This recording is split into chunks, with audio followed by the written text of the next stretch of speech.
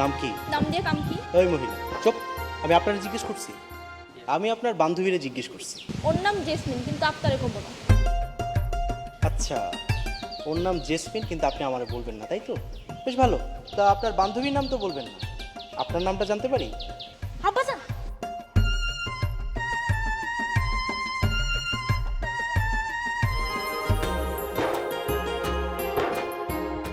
আপনি? আমি আজকে একা একা? সেদিন যে আপনার নাম বলতে চাইলো না, সেই বান্ধবীটা কই? তার অসুখ হয়েছে। অসুখ হইছে? ডক্টর দেখাইছে? সে তার ডাক্তারের কাছে গেছে। মানে? মানে কিছু না, আমার পথ ছাড়েন। ঠিক আছে ছাড়বো, কিন্তু আমার কিছু কথা আছে। আপনি আমার পথ ছাড়বেন, নাহলে কিন্তু ধাক্কা মেরে ফালাই দিন। আচ্ছা ঠিক আছে, জাস্ট 2 মিনিট, জাস্ট 2 মিনিট। এটা কি?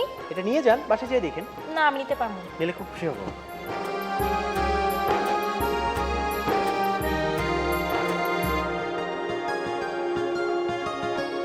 আচ্ছা জাহানারা, তুই যে আশিক চিঠি লেখোস, কেমন লেখোস?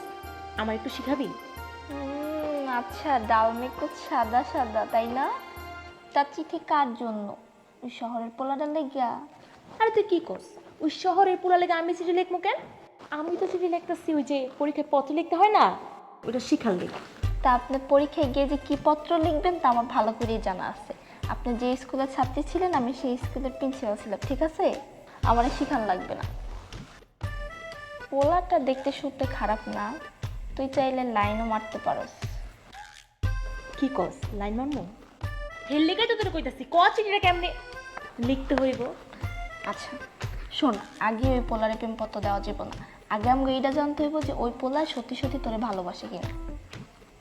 কথাটা কিন্তু তুই মন্দ কস নাই, তাইলে এখন কি করা যায়? আচ্ছা আমি কই, তুই লেখ।